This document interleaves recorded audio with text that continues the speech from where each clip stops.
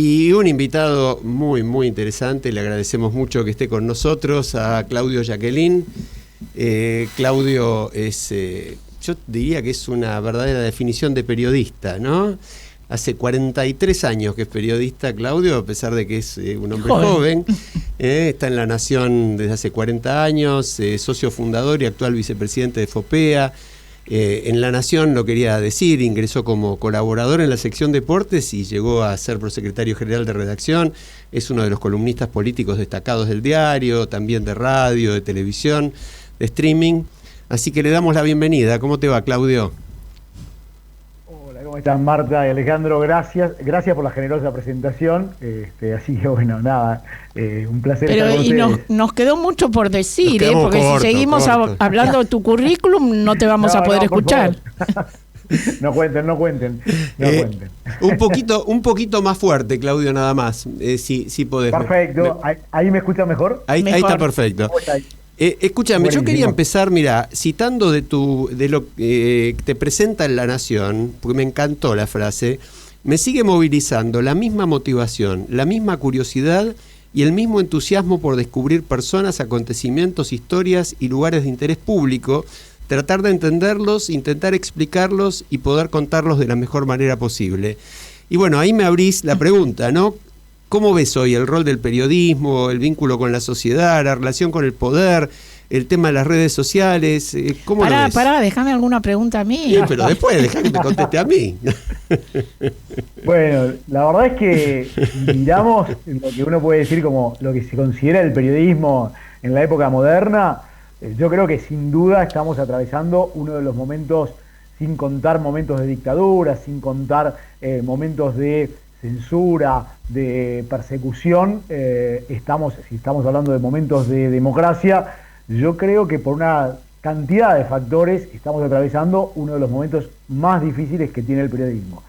Y empiezo por el lugar quizá más cercano y el que más responsabilidad nos cabe, que es el vínculo con la sociedad y un proceso de descrédito, de deslegitimación, en el que algunas culpas tenemos y muchas tiene un contexto político y un ecosistema que se ha roto, donde la polarización, la deslegitimación, la aparición de voces con impacto social, pero sin ninguna responsabilidad ni códigos deontológicos para ejercer la comunicación, han hecho que se viva esta circunstancia que ha potenciado el poder de turno. Vivimos una etapa muy complicada durante el kirchnerismo, que creo que se agravó en este tiempo con el gobierno de Javier Milei, entre otras cosas porque la debilidad de la industria es mayor,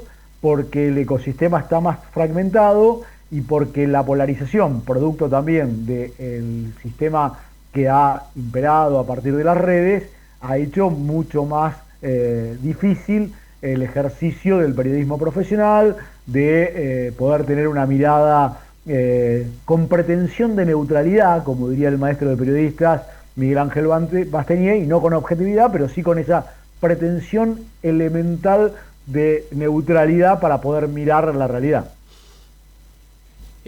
Así es una buena síntesis. Sí. Gracias, Claudio.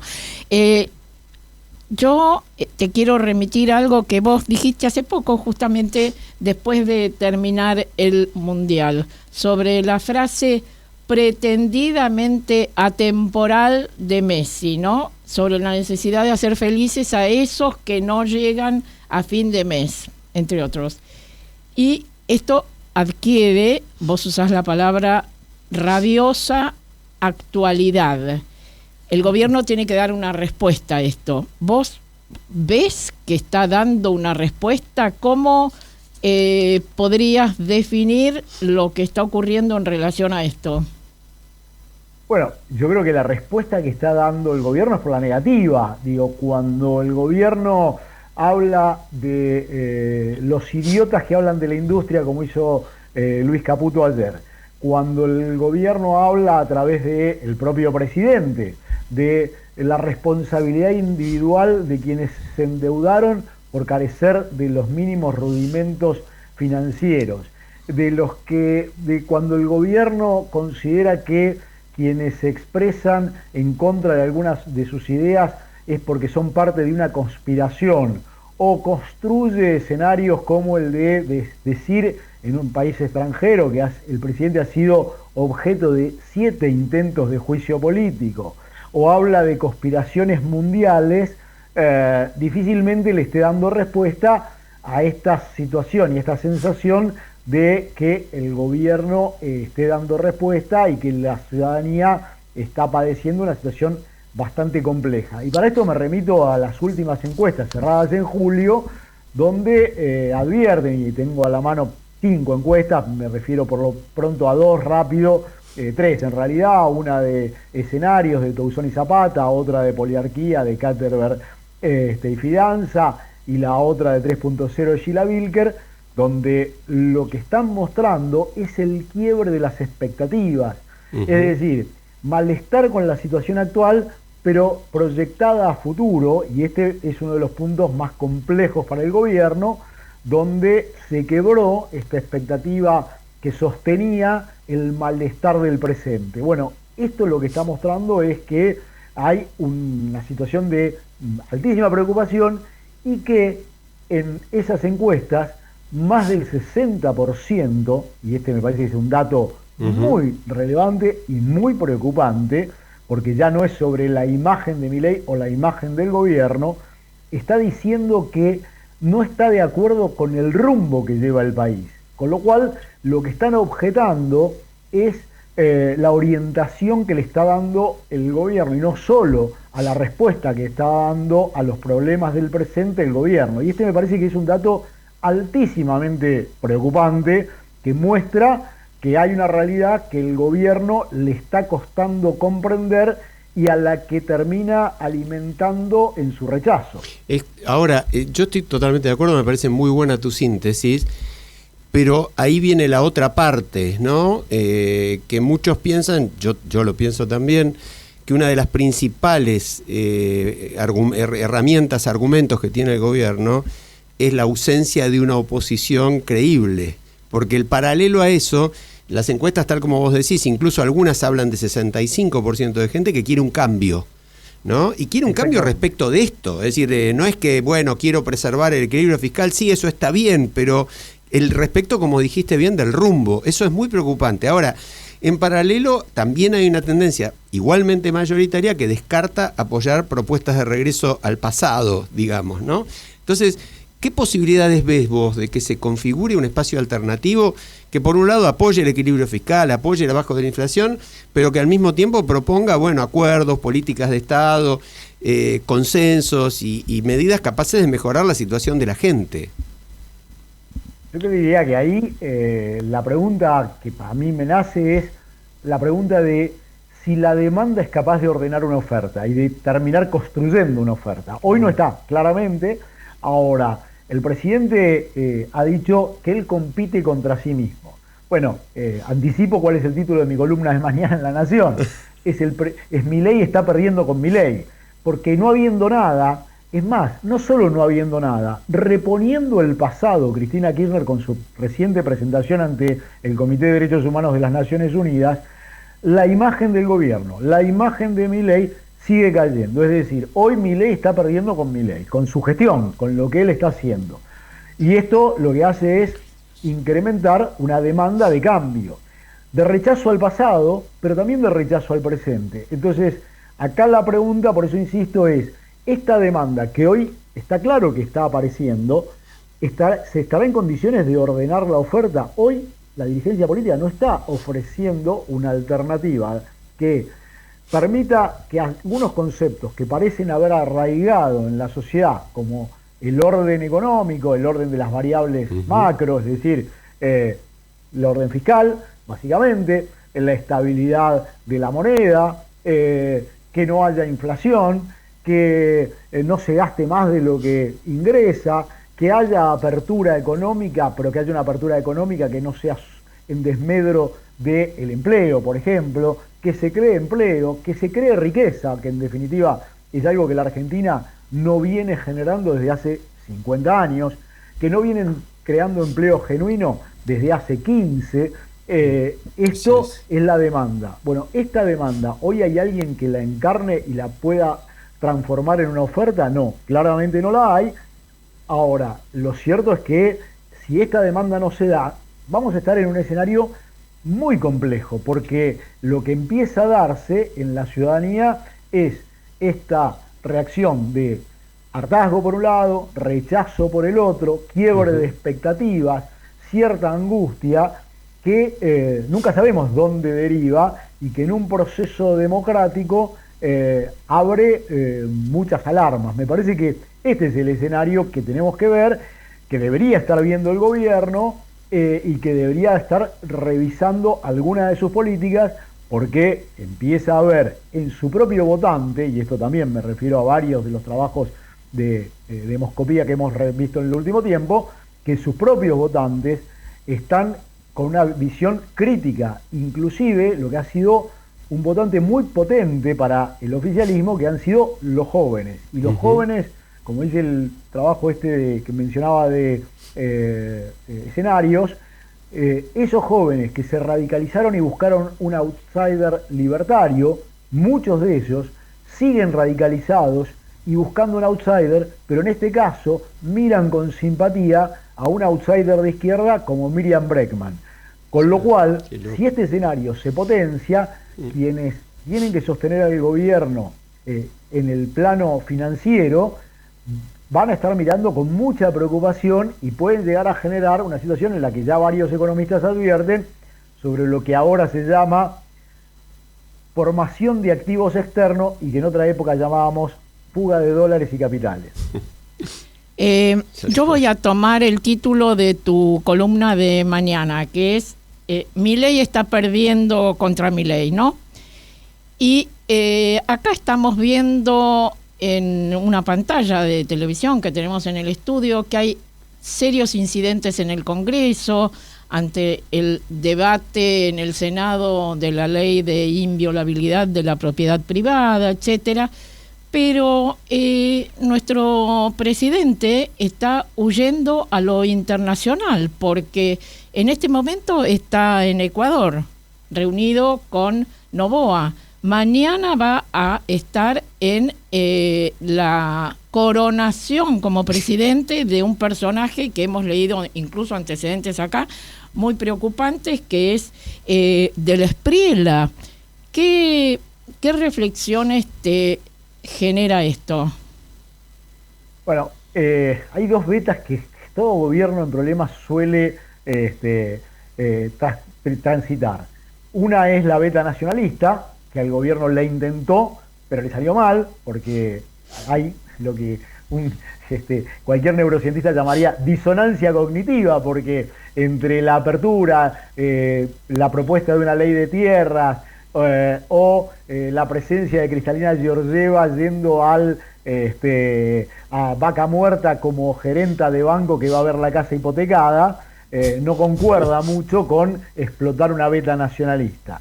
Y por otro lado, transita esta búsqueda de configuración de un liderazgo internacional, un liderazgo internacional que, digámoslo, hoy está más apalancado por una figura disruptiva, de impacto mediático, como es la que sigue generando Milei, y el apoyo que tiene de Donald Trump, pero que sus pares y quienes él pretende liderar no le reconocen, ni él construye tampoco ese escenario, porque no es algo que a él le apasione, le entusiasme, que es construir alguna alianza institucional o algunas sociedades en las que no sea solo él quien mande y quien protagoniza. Por lo tanto, él oficia en buena medida como el embajador de los Estados Unidos de Trump en la región, y de alguna manera él lo explicitó con esta idea de avalar lo que se llama hoy la doctrina Monroe, y el interés de los Estados Unidos por convertirse en el hegemón de la región. Bueno, esto es algo que suele tener poco impacto, que suele confundir mucho a los presidentes. Los presidentes cuando viajan, me ha tocado cubrir varias giras de presidentes en el exterior, y los presidentes cuando viajan encuentran ahí una zona de confort fabulosa, porque quienes lo rodean y las agendas que se le arman son los que están cercanos, los que lo van a elogiar, a adular, y después cuando vuelven la realidad les suena mucho más irritante, y este suele ser un problema, que sienten que no son reconocidos, que son profetas renegados en su tierra. Bueno, me parece que este es uno de los problemas que suelen tener, pero es un refugio confortable que suelen encontrar todos los presidentes cuando atraviesan momentos de turbulencia. Claro, en ese marco podemos analizar los insultos de Milei a Lula, que acá lo dijimos la semana pasada, nos parecían absolutamente guionados, porque en realidad a Milei le debe importar poco Lula, le importa en realidad lo que piense Trump y lo que piensen todas las dictaduras de derecha de Latinoamérica, incluso algunas otras en el mundo. Y bueno, pero la gente se asombra por los insultos en este caso, cuando en realidad, reitero, y es mi convicción, está guionado. Sí, ahora yo agrego ahí, Claudio, porque me interesa mucho también tu opinión. Yo coincido en parte con Marta, viste que nosotros el programa es derecho y revés, así que necesariamente alguien tiene que estar del otro lado. Pero en paralelo, suena como poco, no quiero usar la palabra normal porque creo que no debería existir, ¿no? Pero suena raro que cuando estás hablando del vecino, del país vecino, un país hermano, limítrofe, con el cual tenés el mayor nivel de intercambio comercial, sin el cual estarías muy complicado económicamente, después de haber provocado el conflicto, se refuerce el conflicto desde un programa de televisión ya en la Argentina, y esto nos lleva a una situación que creo que no existió nunca en la historia, de retiro, digamos, de reducción de la representación diplomática encargado de negocios, que es una situación previa a una ruptura de relaciones diplomáticas. ¿Vos como analista ves que hay posibilidad de que esto escale o esto es circo y, como dice Marta, se va a quedar ahí?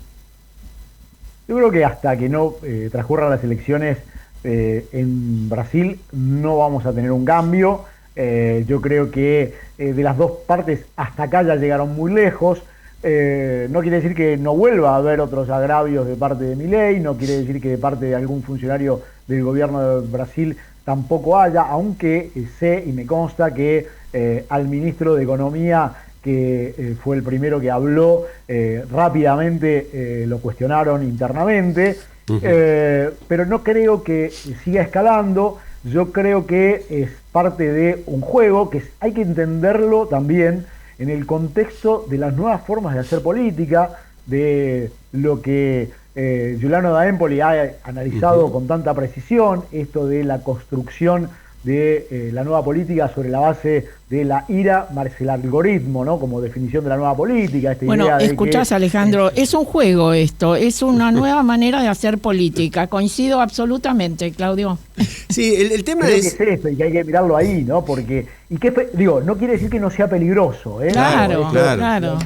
No le resto a esto la peligrosidad, sobre todo cuando sos parte de un juego geopolítico que se te escapa, que vos no manejás, que tiene incidencia sobre tu realidad cotidiana y que puede llegar a ser muy costoso. Argentina, el nivel de dependencia externa que tiene sigue siendo enorme, por más que hoy esté duplicando sus exportaciones, tenga balanza comercial positiva, por el endeudamiento que tiene, por las necesidades que tiene de financiamiento, con lo cual acabamos de ver que en medio de esta alianza crítica y mucho más que carnal con los Estados Unidos, fuimos a buscar la renovación del swap con China. Por lo tanto, estás manejándose siempre sobre un filo demasiado finito que corres el riesgo de caerte y que además estás atado a un gobierno como el de Donald Trump, que va a enfrentar una elección crucial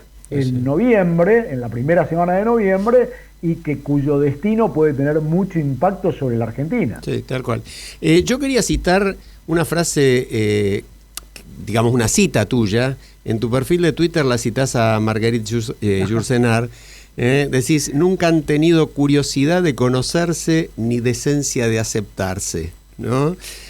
¿Por qué no nos hablas de esa frase tan interesante y cómo aplica a las grietas, a las descalificaciones, a la polarización, a todo esto de lo que estamos hablando? Bueno, primero, es una cita extraída de un libro para mí maravilloso, espectacular, que es Memorias de Adriano, que todos deberíamos leer y releer muchas veces, porque es una anatomía del poder y de la humanidad, eso en primer lugar. Esa cita la puse ya hace muchos años, cuando la grieta ya se había apoderado de la Argentina, y para mí dice casi todo, digo, porque la curiosidad por conocer al otro y la decencia de aceptarlo es el mínimo de una convivencia civilizada. Por lo tanto, cuando eso desaparece, entramos en una situación de conflicto constante y riesgo de, yo creo que, y por ahí suena exagerado lo que digo, pero riesgo de desintegración nacional y social. Digo, cuando vivimos alimentando ese tipo de discrepancias y negando al otro y no teniendo ni la mínima curiosidad por saber por qué piensa lo que piensa y por qué hace lo que hace, y solo nos genera la descalificación, lo que estamos es negando al otro, y cuando negamos al otro, lo que termina ocurriendo es que la negación implica el primer paso para la desaparición, para la deshumanización, para la cosificación. Y yo creo que este es un poco el tiempo que vivimos y en el que la política alimenta, desgraciadamente ya de hace muchos años, pero que lo que significan las redes, los sesgos, las cámaras de eco, las burbujas de sentido, solo terminan propiciando y generando una situación muy compleja para poder construir un país socialmente integrado. Bueno, sí, justamente yo iba a decir algo que acabas de resaltar, todo esto potenciado por las redes, donde la gente está en el anonimato, no se mira, no tiene ningún contacto físico, pueden decir cualquier cosa, y esto retuitear y así sucesivamente, y bueno, es todo un tema que tenemos que trabajar con esperanza para un futuro mejor para todos, ¿no? Vos sabés que nosotros venimos planteando hace algunos programas una idea con respecto al tema de las redes, y te la consulto a ver cómo lo pensás. Quizás si pudiéramos abordar el tema, es decir, resolver el tema del anonimato, ¿no? Es decir, que no exista más el anonimato, que las redes sean responsables y podamos identificar a cada uno de los que está allí. Y en paralelo se pudiera plantear la responsabilidad de esas personas por el daño que generan, ¿no? Es decir, yo lo asociaba inclusive en charlas en el programa, en charlas también fuera del ámbito del programa, por ejemplo, con estas campañas donde chicos, muy chicos, usan fotos de compañeras para hacer imágenes pornográficas y qué sé yo, y producen un daño tremendo, diciendo qué pasaría si los padres de esos chicos tienen que asumir la responsabilidad y pagar una suma importante de daños y perjuicios por el perjuicio que causan. ¿A vos te parece que esa vía de suprimir el anonimato y hacer responsables a cada uno por lo que dicen puede ser un camino? A ver, yo no tengo duda que el anonimato es el gran causante de esta dinámica perversa, hostil, violenta, que genera este tipo de cosas. Me cuesta mucho pensar en que sea posible, y además debo decirte algo, Alejandro y Marta, es una batalla que vengo perdiendo hace 20 años, porque esa batalla la empecé a dar adentro de La Nación cuando se habilitó la apertura a comentarios de personas innominadas, anónimas o por seudónimo. Batalla que vengo perdiendo hace 20 años y que fue el prolegómeno de lo que vemos en lo que después fueron las redes, que todavía no existían. Por lo tanto, la verdad, sí, permítanme ser tremendamente pesimista. Bueno, creo que quiero una vez más más coincidir contigo. Es absolutamente deseable que ocurra, pero es prácticamente imposible, y comparto tu frustración y tu desconsuelo en relación a esto, pero bueno, hay que buscar otros caminos. No, y hay que dar la batalla, por eso démosla igual, no las des por perdida por los 20 años, no es tanto, 20 años no es nada, dice el tango. Pero son muchos, y pensá que todavía no existían las redes, así que imagínate, ni adentro de lo que ha sido mi casa en los últimos 40 años, logré ganar esa batalla, y creo que ahí es parte de lo que los medios y los periodistas debemos hacer una autocrítica, porque hemos sido profundamente procíclicos para agravar esta situación en desmedro de la calidad del periodismo, de la legitimidad del periodismo y de la representación social del periodismo. Me parece que ahí es parte, y yo me hago cargo de lo que me toca, de que nosotros también tenemos una cuota enorme de responsabilidad. Ahora, Claudio, y te agradecemos mucho, Claudio Jacqueline, tu participación en Al Derecho y al Revés.